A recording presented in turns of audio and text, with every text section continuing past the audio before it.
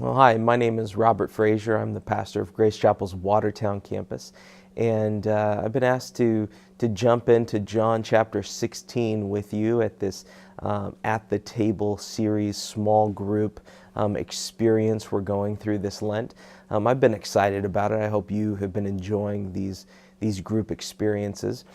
As we look at what's called the upper room discourse, this Last Supper with Jesus and his disciples, the idea of last words really comes to mind. This is Jesus's, kind of final opportunity to speak into his disciples. He spent 3.5 years with them, talking through some really important things.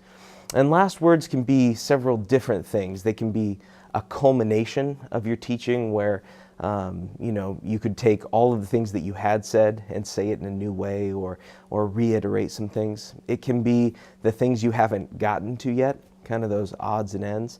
But it can also be the things that they weren't ready to hear yet. And I think that that's what we see a lot of in John 13 through 17. Jesus was kind of saving the best part for last. He was waiting for his disciples to get it. And there's evidence for this that we see in the text itself where Jesus says, you weren't ready yet, but now you are. For the 9 years before I worked here at Grace Chapel, launching the Watertown campus, I had worked with Crew, which is a group that reaches out to college and high school students. And with these groups, what I would do is, for 4 years, I would teach the same lesson at least twice per year. For a whole 4-year series, twice a year, I'd teach the same lesson. It was actually on parts of John 13 through 17, a really important, critical lesson on the Holy Spirit. And year in, year out, I would teach it, and I would even use a couple of the same phrases every time I taught it. And I would hope that as I'm teaching this, that the students would get it. And what would happen is, by the end of the second year, a group of students would start to say something like, this sounds familiar, like you've said it before. And maybe even by the third or fourth year, the students would start to finish some of those ideas. They'd have answers or ways that they were starting to integrate these essential teachings into their lives. And I think that's a little bit of what Jesus is doing here. He's reiterating something that's been very important, but he's also explaining the ministry of the Holy Spirit because that's what they're going to need the most here as he's preparing to go away. You read in John 14 and John 15 some really important things about the Holy Spirit. You read that the Holy Spirit is the counselor, that he's the Spirit of truth, that he teaches us all things, that he leads us into all truth, that he's a helper, a guide. The Holy Spirit is essential, but we don't talk about it a lot as Christians even though it seems to be essential to this last message that Jesus wanted to give his disciples. It shows up in 3/4 of the passages around Jesus' Last Supper. And we don't talk about what the Holy Spirit is, who he is, what he does. But we're told this in verse 7 of chapter 16. Jesus is saying in verse 5, now I'm going to him who sent me, yet none of you asked me where you are going. Because I have said these things, you are filled with grief. The disciples are starting to get the fact that Jesus won't always be with them, that it may be cut off sooner than they thought, even though they've had 3+ years to spend time learning and listening to Jesus. All of a sudden, it seems imminent. It seems like it's coming to an end. And then verse 7, he says this, but I tell you the truth, it is for your good that I'm going away. Unless I go away, the counselor will not come to you. But if I go, I will send him to you.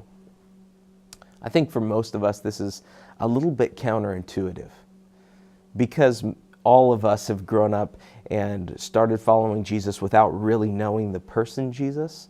We've always thought, oh, what would it be like? What would it be like to be with Jesus in person, to be one of his 12 disciples that got to spend 3 years in his presence, growing and learning? And Jesus is saying, even though you've had this, and even though you've been growing and learning, this isn't the fulfillment of what I'm up to. I'm going to go away. I'm not always going to be with you, but it's better. It's not a consolation like I'm going away, but I'm giving you this something to kind of tide you over till the next time. He's saying it's better that I go. Well, let's unpack that a little bit. How could it possibly be better that Jesus is not with them?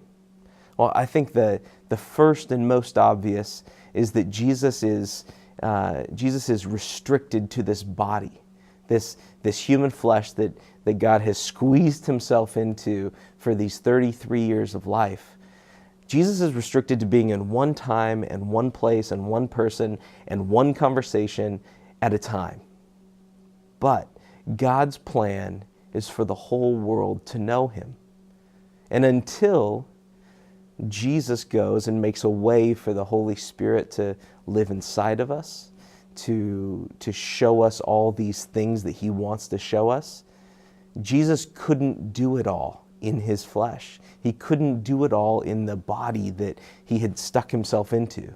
And so the Holy Spirit was coming to fulfill and complete his mission on earth, which is that all men would see and would know God, that it would be good for us. I don't know if you or I really believe that. God has existed forever in this community of Father, Son, and Holy Spirit.